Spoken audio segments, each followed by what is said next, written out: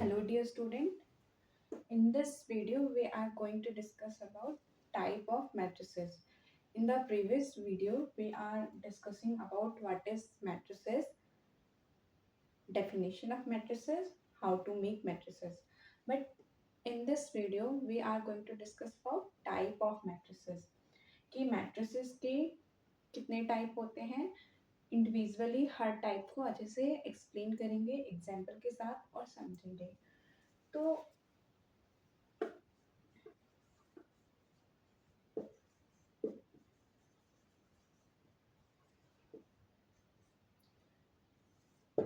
Type of matrix first है हमारा column matrix. First type है हमारा column matrix. So as the name indicate, column matrix has only one column. Column matrix के अंदर सिर्फ एक कॉलम होगा, उसी मैट्रिक्स को हम कॉलम मैट्रिक्स कहते हैं. डेफिनेशन लिख देते हैं. It has only one column.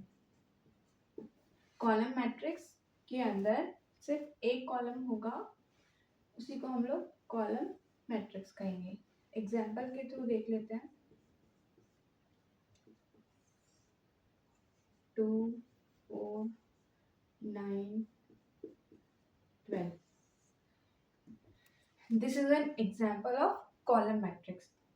क्योंकि इसके अंदर वन कॉलम है और रो कितने इसके अंदर 1 2 3 4. 4 रो 1 कॉलम. तो ये एग्जाम्पल है कॉलम मैट्रिक्स का.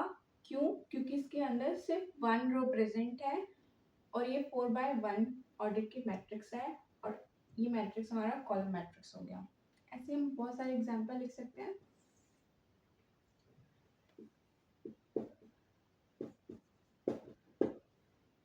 9 4 5 8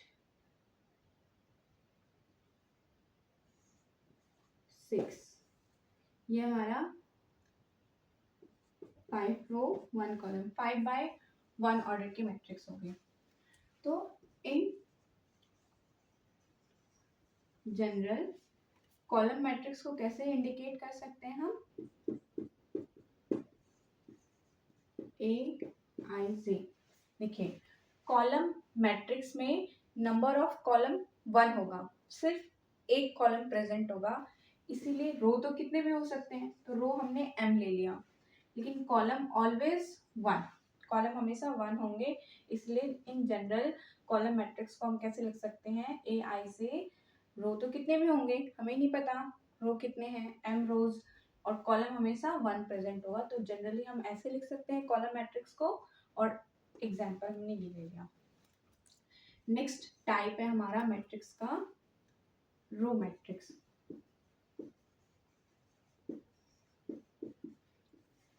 as it also indicate name row matrix. Row matrix, it has only one row. It has only one रो. इसके अंदर कितने रो प्रेजेंट होंगे? सिर्फ एक रो प्रेजेंट होगा. इसके भी एग्जांपल देख लेते हैं. 9 4 6 8. ठीक है, 1 रो प्रेजेंट है और 4 कॉलम प्रेजेंट है, तो इसका ऑर्डर क्या हो जाएगा? 1/4. सिंपल सा है. रो मैट्रिक्स जिसके अंदर सिर्फ एक रो प्रेजेंट होगी, कॉलम कितने भी हो सकते हैं. तो एक एग्जांपल ले लिया हमने, एक और एग्जांपल ले लेते हैं. 5 6 8. ये भी, इसके अंदर भी सिर्फ 1 रो प्रेजेंट है और 3 कॉलम प्रेजेंट है, तो 1/3 ऑर्डर की मैट्रिक्स हो गई है. इन जनरल कैसे लिखेंगे रो मैट्रिक्स को?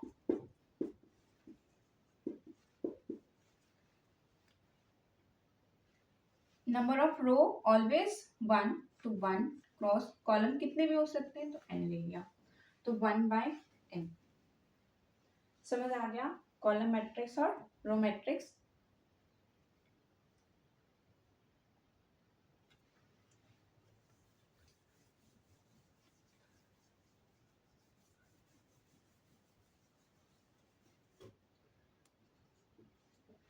थर्ड टाइप है square matrix.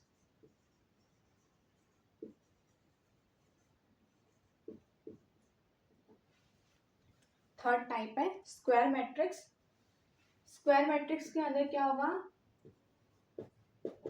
Number of rose equal होंगे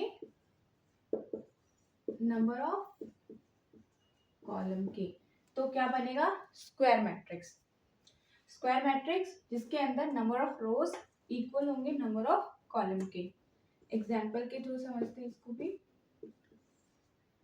2 4 9 8, देखिए नंबर ऑफ रो कितने हैं 2 और नंबर ऑफ कॉलम भी कितने हैं 2, तो 2/2 ऑर्डर हो गया इस मैट्रिक्स का।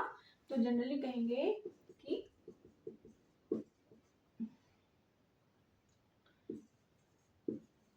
ये हमारा स्क्वायर मैट्रिक्स है ऑफ ऑर्डर 2। सिंपल सा है, जिसके अंदर नंबर ऑफ रोज और नंबर ऑफ कॉलम इक्वल होंगे वो हमारा स्क्वायर मैट्रिक्स होगा। यहाँ पे देखिए नंबर ऑफ रो भी 2 है, नंबर ऑफ कॉलम भी 2 है, तो it is an example of square matrix. और इसका ऑर्डर क्या होगा 2। और एग्जांपल लिख सकते हैं हम स्क्वायर मैट्रिक्स का। अब हम ऑर्डर 3 के लिखते हैं 4 9 6 8 5 2 3 6 8। ये हमारा हुआ square matrix of order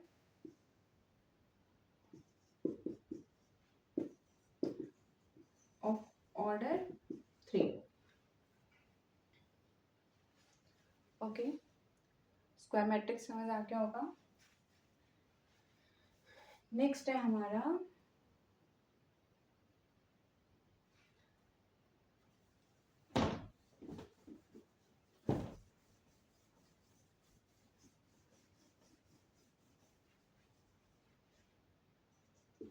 fourth type है हमारा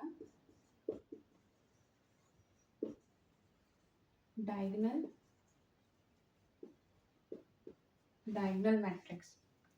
नेक्स्ट टाइप है हमारा डायगोनल मैट्रिक्स।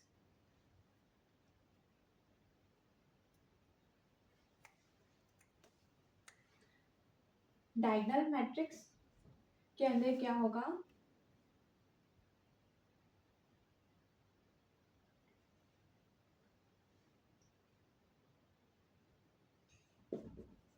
इन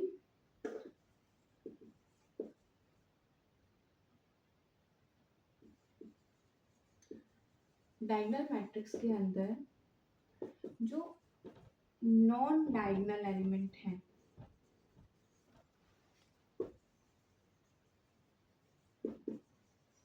वो 0 होंगे। ओके, जो डायगोनल एलिमेंट के अलावा जो नॉन डायगोनल एलिमेंट होंगे वो 0 होंगे। ओके, एग्जाम्पल ले लेते हैं इसका भी।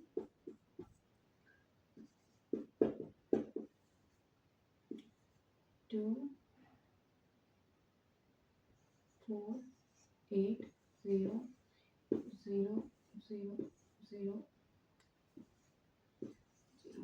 देखिए ये डायगोनल एलिमेंट है, डायगोनल एलिमेंट के अलावा ये नॉन डायगोनल एलिमेंट है, ये नॉन डायगोनल एलिमेंट है।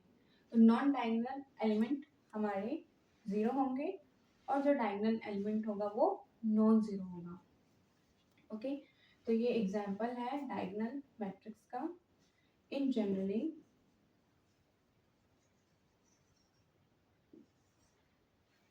क्या लिख सकते हैं डायगोनल मैट्रिक्स के बारे में कि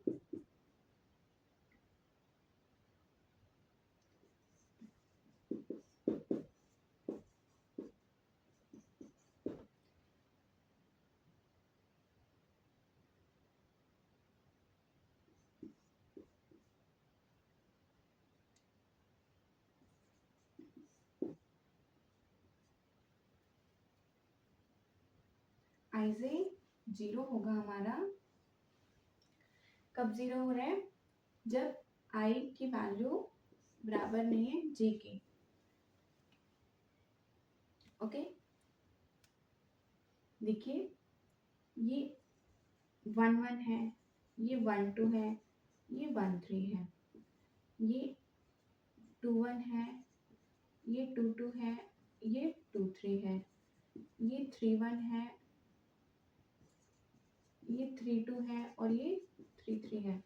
तो देखिए जब आई जे सेम है, आई जे सेम है, आई जे सेम है, तो एलिमेंट जो है वो नॉन जीरो है। ओके, ये बात लिखा है। लेकिन जब आई जे इक्वल नहीं है, देखिए आई की वैल्यू 2 जे की वैल्यू 1 इक्वल नहीं है, आई की वैल्यू 3 जे की वैल्यू 1 इक्वल नहीं है, तो जब भी आई जे इक्वल नहीं है तो उसकी वैल्यू क्या होगी, जीरो।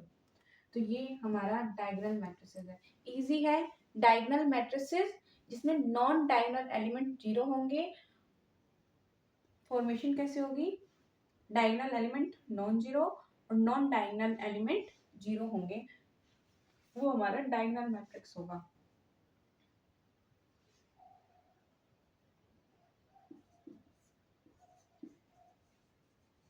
नेक्स्ट है स्केलर मैट्रिक्स। स्केलर मैट्रिक्स में क्या होता है, स्केलर मैट्रिक्स में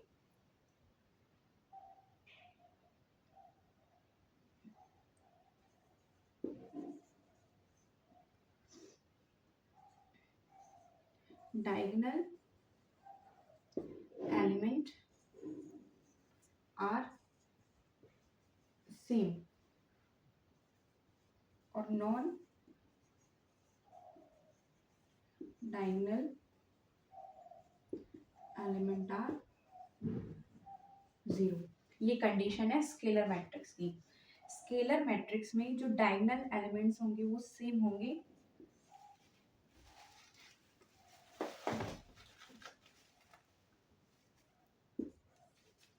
देखिए स्केलर मैट्रिक्स में डायगोनल एलिमेंट सेम होंगे। For example 2 2 2 diagonal element same हो गए और नॉन डायगोनल एलिमेंट जो होंगे वो जीरो होंगे।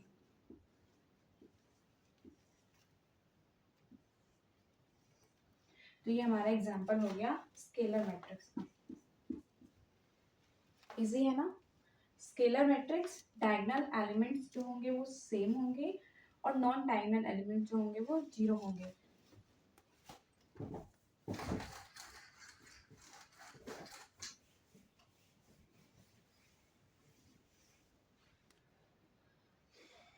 इसका जनरल लिख लेते हैं कि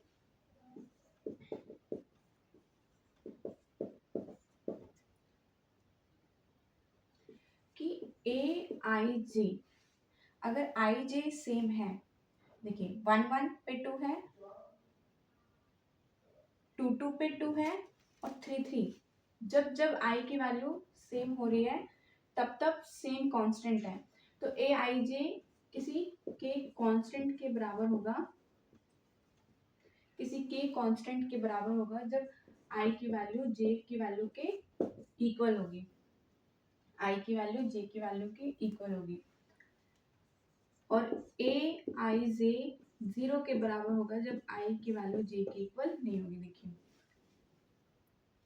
2 1 पे जीरो है जब आई और जे इक्वल नहीं है, 1 2 जीरो है जब आई और जे की वैल्यू इक्वल नहीं है। तो ये जनरल फॉर्म है स्केलर मैट्रिक्स का। नेक्स्ट आता है आइडेंटिटी मैट्रिक्स। नेक्स्ट है identity matrix. As the name indicate identity, maths में आइडेंटिटी हम 1 लेकर के चलते हैं। तो आइडेंटिटी मैट्रिक्स में क्या होगा, जो diagonal element 1, diagonal elements are 1, diagonal elements जो होगा वो 1 होगा और non diagonal element, non diagonal element जो होगा वो 0, तो वो हमारा आइडेंटिटी मैट्रिक्स बनेगा। ओके, एग्जाम्पल दे देती हूँ मैं आपको तो अच्छे से समझ आ जाएगा। देखिए, डायगोनल एलिमेंट्स क्या होंगे 1 और नॉन डायगोनल एलिमेंट्स 0। ये हमारा 2 ऑर्डर का आइडेंटिटी मैट्रिक्स है। ये हमारा आइडेंटिटी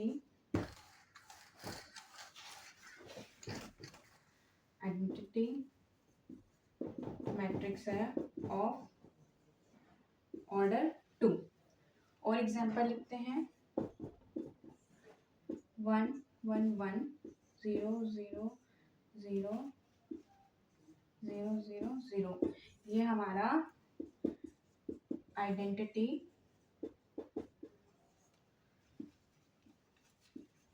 मैट्रिक्स है ऑफ ऑर्डर 3।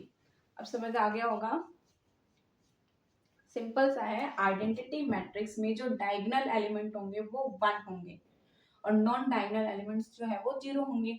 वही आइडेंटिटी मैट्रिक्स है। ये 2 ऑर्डर का है और ये 3 ऑर्डर का आइडेंटिटी मैट्रिक्स है।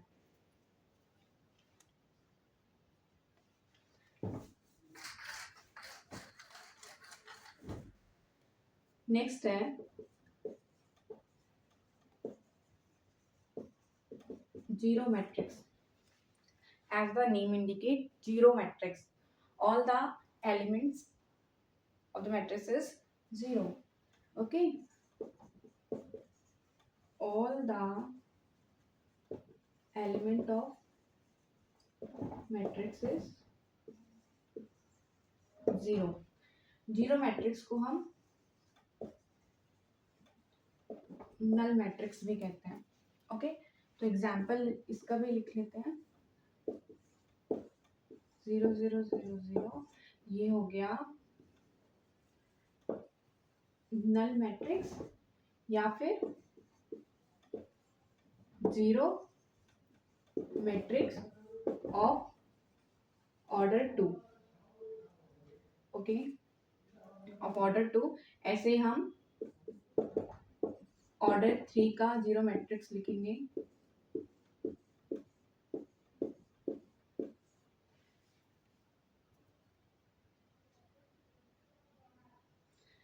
देखिए, आइडेंटिटी मैट्रिक्स का मैं जनरल बताना भूल गई। तो जनरली देखिए, डायगोनल एलिमेंट्स के लिए i इक्वल्स टू j होता है, तो a i j 1 होगा for i equals to j के लिए, और a i j 0 होगा for i not equals to j के लिए। ये इसका जनरली है। और इसका तो आप देख ही सकते हो, a i j 0 होगा for all i and j। Okay, so हमारा टाइप ऑफ मैट्रिक्स इतना ही है।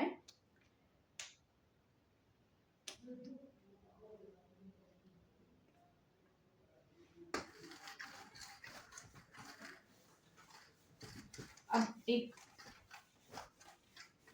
न्यू कंसेप्ट पढ़ेंगे हम लोग, equality of matrix. Next concept है इक्वालिटी ऑफ मैट्रिसेस। देखिए, हमारे पास दो मैट्रिसेस हैं, दो मैट्रिक्स हमारे पास और एक मैट्रिक्स है। अब हमारे पास दो मैट्रिक्स है, ये मैट्रिक्स इक्वल कब होंगे, इसके दो कंडीशन है।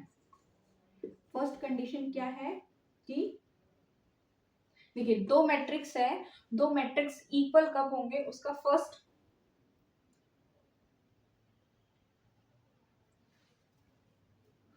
कंडीशन क्या होगा कि both matrices are of same order, कि दोनों के दोनों मैट्रिसेस का ऑर्डर सेम होना चाहिए। अगर ये ए मैट्रिक्स टू ऑर्डर का है तो बी मैट्रिक्स भी टू ऑर्डर का होना चाहिए। एग्जाम्पल भी लिख देती हूँ मैं। If matrix A is of order two, then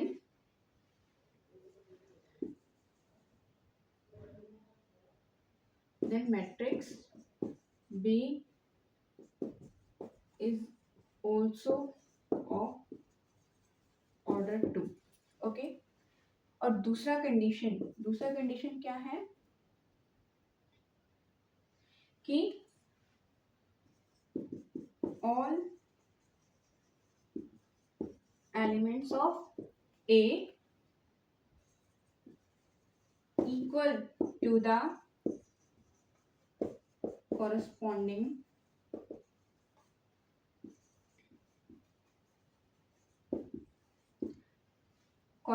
element of B। Okay. देखिए, अगर A हमारा टू ऑर्डर का है 2 4 6 8, तो B भी हमारा टू ऑर्डर का ही होना चाहिए 2 4 6 8।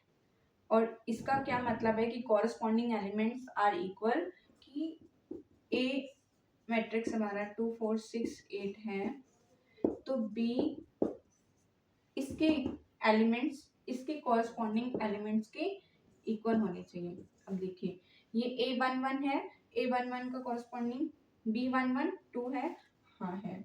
A12 और B12 4 है, 4 है। 6 6 8 8, the corresponding elements are same, then A and B are equal matrices। तो जब दो मैट्रिक्स इक्वल होते हैं तो उसको कैसे इंडिकेट करते हैं? A equals to B। जब दो मैट्रिक्स इक्वल होते हैं तो उसको कैसे रिप्रेजेंट करते हैं? A equals to B। Okay. एक एग्जाम्पल के थ्रू समझेंगे इक्वालिटी ऑफ मैट्रिसेस के बारे में। बुक से एग्जाम्पल लेते हैं।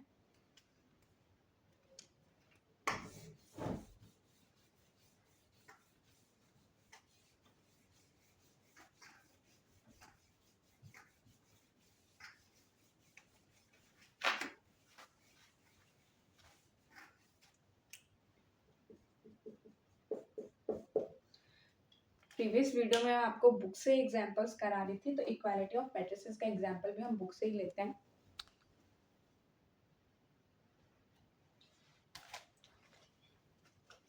एग्जांपल 4 कि if x plus 3 z plus 4 2y minus 7 minus 6 a minus 1 0 b minus 3 minus 21 और 0, ये मैट्रिक्स इक्वल है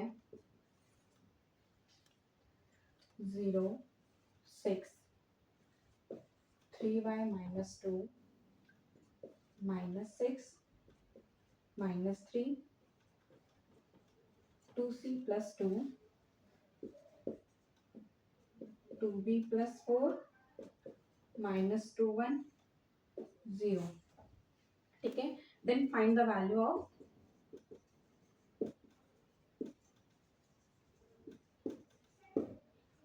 A B C X Y and Z। Okay. तो इस क्वेश्चन में हमें गिवन क्या है कि this matrix is equal to this matrix. Okay. और हमें वैल्यू किस किस की निकालनी है? A B C X Y Z की। ओके।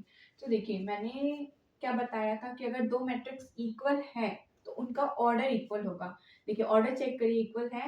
ये भी 3 रो 3 कॉलम 3 रो 3 कॉलम, तो ये भी 3/3 की मैट्रिक्स है और ये भी 3 ऑर्डर की मैट्रिक्स है और ये भी 3 ऑर्डर की मैट्रिक्स है। तो ऑर्डर तो दोनों का सेम है। अब और क्या सेकंड कंडीशन क्या था कि कॉरस्पॉन्डिंग एलिमेंट्स आर सेम, तो ये इसका कॉरस्पॉन्डिंग एलिमेंट्स कौन सा है, ये इसका कॉरस्पॉन्डिंग एलिमेंट्स ये, और इसका कॉरस्पॉन्डिंग एलिमेंट्स ये। ओके,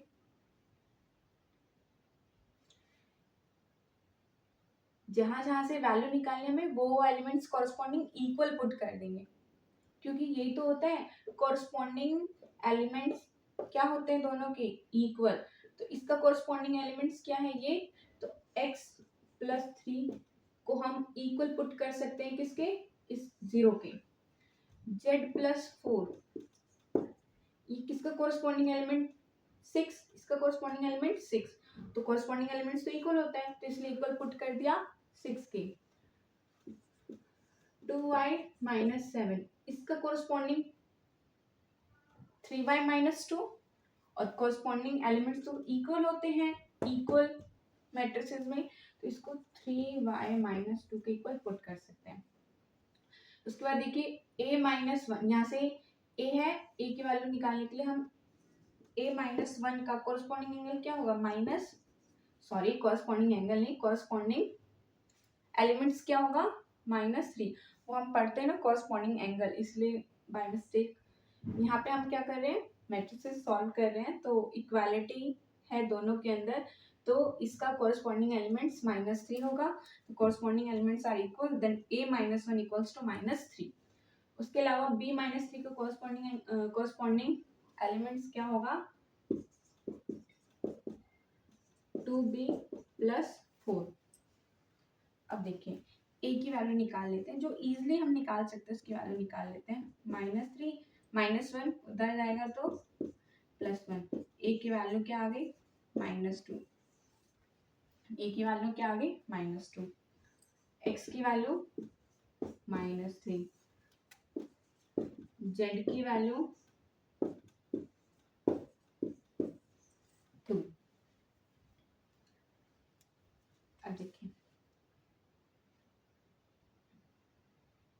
b इधर आएगा -2b, 4 उधर जाएगा तो +3, -b इक्वल्स टू 7, तो b की वैल्यू क्या आ गई, -7। ओके, अभी देखिए 2y, ये इधर आएगा तो -3y, -2 प्लस 7, 5 -5, तो y की वैल्यू क्या आ गई, -5। क्या हमने सबकी वैल्यू निकाल ली है, a b c रहता है,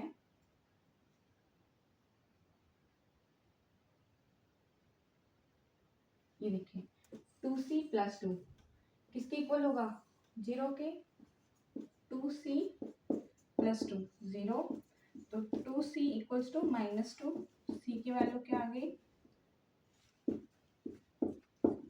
-1, c की value -1। So we find out all the values of a, b, c and x, y, z. Here is the value of a is -2, the value of b is -7, the value of c is -1, the value of x is -3, the value of y is -5, and the value of z is 2. There is the answer. In this way we can calculate all the values from the two condition put on this, that first is order is same and the second is corresponding elements are equal. मैंने इन दो video में आपको exercise 3.1 के जितने concept थे सभी करा दिए हैं विद एग्जाम्पल्स, तो आप ट्राई करेंगे एक्सरसाइज 3.1, और अगर कोई डाउट आता है किसी क्वेश्चंस में तो कमेंट में नोट डाउन करेंगे ताकि मैं उस क्वेश्चंस को बोर्ड पे करा सकूं। ओके, सो नेक्स्ट हम 3.2 के जो कंसेप्ट्स हैं उसको समझेंगे नेक्स्ट वीडियो में। इतना ही करते हैं, थैंक यू सो मच। अगर मेरी वीडियोस अगर ऐसे ही हेल्पफुल लग रही हो तो चैनल को सब्सक्राइब करें एंड लाइक एंड शेयर करें। Thank you so much.